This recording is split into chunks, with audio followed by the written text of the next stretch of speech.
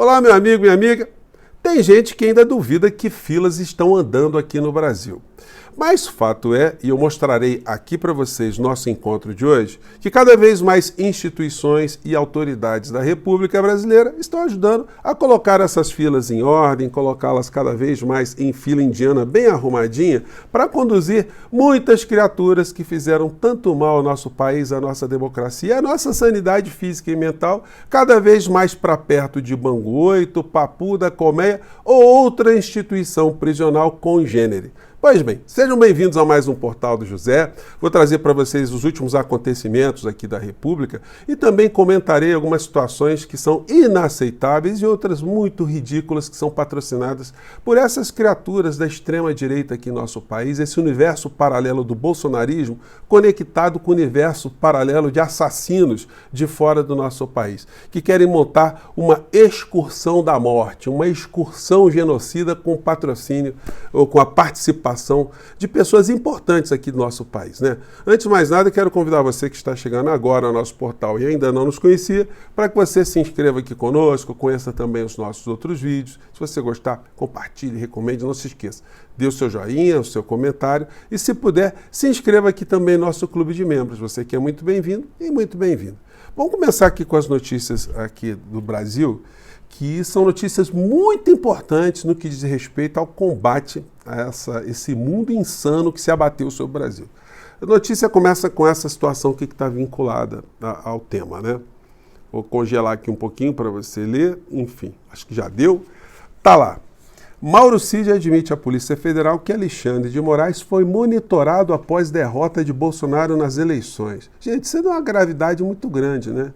É um indício do que essa gente queria fazer com autoridades e, evidentemente, com pessoas como eu, muitos de vocês que estão aqui no nosso portal, que se manifestam mais politicamente.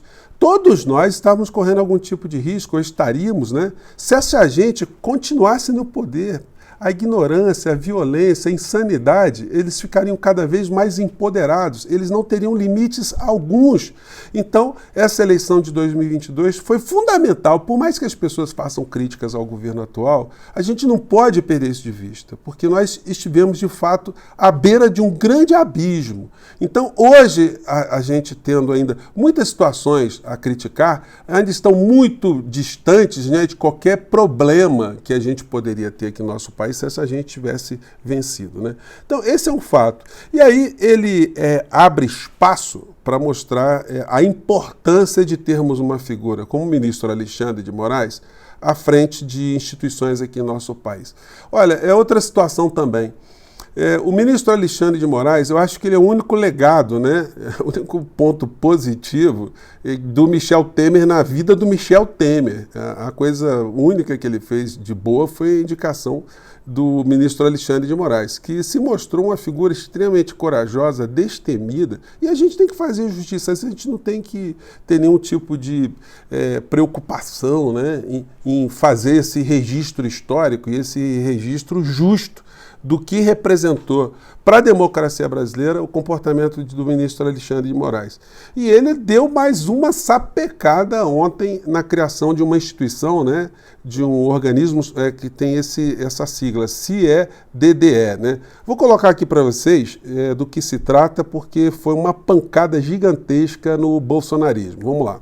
Na discussão eleitoral isso geralmente ocorre, mas sem ódio, sem mentira, sem um discurso antidemocrático. A Justiça Eleitoral não vai admitir discurso antidemocrático, a Justiça Eleitoral não irá admitir discurso de ódio, não irá admitir deep fake, notícias fraudulentas, e para isso eu quero agradecer todos os parceiros que vão atuar nesse conjunto de troca de informações, troca de ideias, troca de estudos, para que nós possamos, mais uma vez, garantir, e isso ficará a cargo da ministra Carmen Lúcia, como presidente do Tribunal Superior Eleitoral, a partir de junho desse ano, para que a Justiça Eleitoral possa novamente garantir eleições tranquilas, transparentes, eleições que garantam que o voto que o eleitor deposita na urna eletrônica é o voto apurado. Mas mais do que isso, que o eleitor vai depositar o seu voto, vai apertar o número de sua preferência na urna eletrônica, tendo todas as informações verdadeiras. Ele não sofrerá um abuso de desinformação e, se isso ocorrer, aqueles que o fizerem serão responsabilizados, inclusive com a cassação do registro ou a cassação do mandato. É um momento, então, muito importante para a Justiça Eleitoral. A partir de agora, o TSE, junto com os 27 TRS, terão um sistema integrado de combate à desinformação e defesa da democracia. Muito obrigado. Então, gente, essa foi uma pancada muito grande, porque quem está operando no crime, se tem mais policiamento, se tem mais câmeras, se tem mais viaturas, se tem mais leis mais rígidas, essas criaturas ficam sufocadas. Eles estão muito tristes, porque na lógica deles está certo você praticar crimes, você destruir a reputação de uma pessoa, você fazer uma trucagem, você inventar uma história, você fazer montagens, você descontextualizar situações para responsabilizar pessoas por aquilo que elas não fizeram. Isso tudo faz parte da tal liberdade que essas criaturas imaginam ser do jogo, né? Mas não foi só essa pancada não, tá? Aí falou na sequência o presidente da Anatel, a agência reguladora, né, que cuida das redes sociais, que, embora nós não tenhamos ainda uma legislação específica, mas a Anatel assinou esse protocolo junto com várias autoridades. Estiveram lá também o Google, o YouTube, o Twitter, todo mundo, as principais empresas estiveram ali assinando também o protocolo, se comprometendo a retirar do ar qualquer material criminoso, né, no processo eleitoral. E a fala do presidente da Anatel foi nessa direção também. Vou compartilhar aqui com vocês. Vamos lá. Livres de desinformação, de fake news e de deepfakes. Ministro, eu gostaria de dizer a todos e à Justiça Eleitoral que a Anatel irá usar a plenitude do seu poder de polícia junto às empresas de telecomunicações para retirar do ar todos os sites e aplicativos que estejam atentando contra a nossa democracia por meio da desinformação e desinformação e do uso de inteligência artificial para deepfakes. Então conte com nossa dedicação, com o nosso empenho para garantir eleições justas, não só em 2024, mas em todas as próximas eleições. Muito obrigado. Então, gente, a pancada ou as filas estão muito bem organizadas nesse campo aí. A gente tem cobrado que a proatividade de informações importantes que dizem respeito à nossa realidade e que estão a cabo do governo federal, essas sejam também mais bem implementadas. E eu acho que a gente vai ter algumas alterações, aí a gente já começa a perceber isso, né?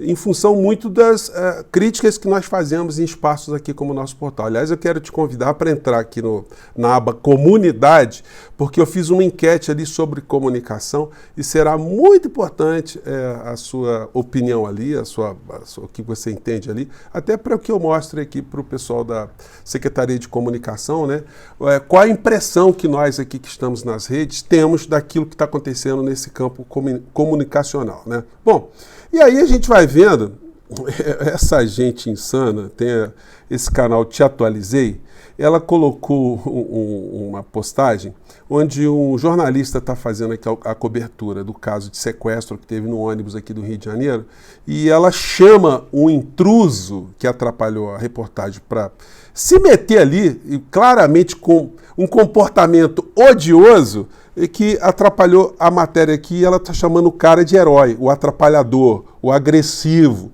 o bolsonarista, né? Vamos acompanhar aqui o que aconteceu. Ele era da região da Muzema, na zona oeste do Rio. E durante o fim de semana, no domingo... Uma pessoa pode morrer hoje porque a Globo continua defendendo o semiaberto para bandido. E aí, o que vai acontecer? São coisas que acontecem, né? A gente está no meio de uma cobertura importante como essa e alguém vem e se sente realmente no direito de atrapalhar um trabalho de um repórter profissional trazendo então vocês veem o seguinte, que a Bárbara do Te Atualizei, o canal extremista bolsonarista, acha isso não só normal, como ela louvou um cara entrar no meio de uma matéria para ficar fazendo discurso fora da realidade, né? Fazendo um discurso de ódio, né? Porque não há dúvida ali que ele está protestando contra qualquer tipo de política que tenha um olhar para a questão prisional aqui no nosso país. Pois bem, mas eles estão ficando cada vez mais cercados por um lado, né? E por outro eles continuam a fazer as situações ridículas. Ontem eu comentei com vocês essa aqui, que foi uma das mais ridículas do planeta, né? Gente, nessa fotografia aqui, depois eu estive olhando com mais atenção, né? Tem um monte monte de bolsonaristas, está o senhor Alan dos Santos foragido ali, criminoso, e o único estrangeiro que tem ali é o deputado extremista dos Estados Unidos. E aqui, ontem no canal Desmascarando, eles chamaram a atenção. O microfone que está aqui na bancada é o microfone daquele português que veio para o Brasil de extrema-direita também, que está fazendo essa cobertura. Foi o único, e uma outra emissora de televisão, que eu até comentei ontem aqui com vocês, né, de exilados chineses que se conflitaram lá com o governo da China e criaram uma instituição de extrema-direita nos Estados Unidos, negacionista, conspiracionista, que divulga uma série de mentiras anti-vacina, anti-ciência, aquela história toda que a gente conhece, né? E eles usam um símbolo, até comentei aqui com vocês, que era uma suástica, que é para cultura oriental, não tem nenhum tipo de problema, né? Mas foi coincidência infeliz, vamos dizer assim, né, de termos mais à frente o mesmo tipo de símbolo sendo utilizado pelo nazismo na Alemanha. Mas são conexões aí, enfim, eu faço aqui essa observação. Daí a gente chega no assunto aqui, que eu acho que é uma vergonha aqui no nosso país. Tarcísio diz que viagem a Israel é sem ideologia e sem política e não atrapalha a relação com o Lula. Como é que é, seu Tarcísio? Então, o governo de Israel, o Netanyahu, ele faz uma interferência na política interna brasileira porque ele está querendo fazer um tumulto, uma sabotagem. Por que ele não convidou todos os governadores brasileiros? Convidou só governadores de extrema-direita. E em clara crítica, né, ou oposição ao governo nacional, ao governo federal. Isso é coisa que se faça? Pois bem, ele está querendo, o Netanyahu, minar, né, estimular a extrema-direita aqui no nosso país e aproximar cada vez extremistas daqui com os extremistas de lá. Mas qual o propósito dessa viagem? O Tarcísio, por exemplo, vai... Aliás, seria interessante, né, a gente fazer também um convite para o senhor Tarcísio. Senhor Tarcísio, essa viagem é uma viagem infame. O senhor vai lá ver o quê? Fome? A gente pode mandar um monte de fotografia dessas situações lá na faixa de Gaza. A sua humanidade também vai nessa direção, senhor Tarcísio? O senhor se preocupa, o senhor se choca com esse tipo de situação ou não? O senhor vai ali ver o que aconteceu no passado recente, o atentado que o Hamas fez contra os israelenses, e agora está esquecido. Os israelenses, ou o governo de ultradireita de Netanyahu, está com habeas corpus para praticar genocídio, extermínio de um povo inteiro. É isso? É com esse tipo de situação que o senhor está conectado?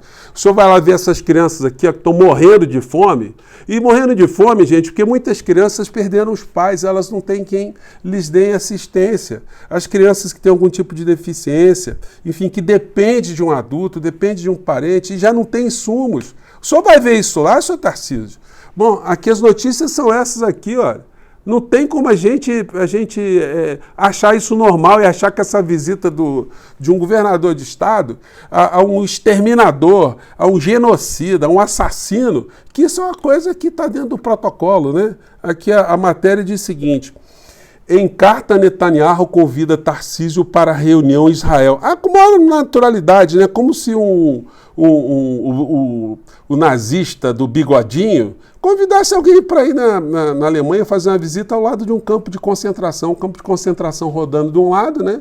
E você fazendo a visita ali nos jardins, como apareceu no documentário agora, né? Que foi objeto, inclusive, de protesto do diretor, que algo recebeu o prêmio. Ele falou: olha, nós fizemos a leitura do que aconteceu, o extermínio na Segunda Guerra Mundial, mas nós queremos chamar a atenção para as coisas que estão acontecendo agora. Ele quase que disse: olha, não façam isso em nome dos judeus do mundo, não, porque nós não assinamos isso, não. Nós não assinamos embaixo de um extermínio, de um genocídio. E vai o governador de São Paulo passar recibo para isso, com esse argumento aqui patife de uma carta. Eu estou comentando isso com vocês hoje, porque a carta que foi enviada por Netanyahu ao Tarcísio é de hoje, desse dia que eu estou falando com vocês, essa quarta-feira, dia 13, né? É com grande honra e satisfação que o governo de Israel convida a Vossa Excelência para uma importante visita a Israel. Vai para o raio que o parta. Só vai ver o que lá. Tem uma situação que rodou o mundo inteiro, que foi o caso desse menino aqui de 10 anos, que morreu por desnutrição, né? Aí você fala: pô, como é que um menino morreu por desnutrição, né? Tem aqui a foto dele aqui no UOL, mas acho que dá para colocar aqui para vocês. essa foto aqui, o menino está bem esquálido, não é? Eu fui pesquisar o que aconteceu, esse menino tinha um problema cerebral e ele dependia de pessoas para se alimentar. Como ele não teve esse apoio, ele foi definhando e morreu. A foto chocante. Aí a pergunta o senhor Tarcísio vai lá ver esse menino era esse aqui, ó. Fui resgatar a foto dele antes dessa história toda. Então, gente, eu acho que as instituições de direitos humanos em São Paulo, no Brasil inteiro, né, tinham que protestar, as comunidades de maneira geral. Eu mesmo vou fazer aqui um ofício para o senhor Tarcísio, chamando a atenção dele, se ele não quer ir lá visitar a faixa de Gaza também, para ter uma visão mais ampla do que está acontecendo, né? Porque isso é uma coisa inaceitável. Fica aí a minha fala de protesto, né? E vamos tentar mobilizar pessoas, né, para que o governador tenha o mínimo de senso de decência na vida dele, né? Eu fico por aqui, gente. Um grande abraço, até o nosso próximo encontro. Tchau!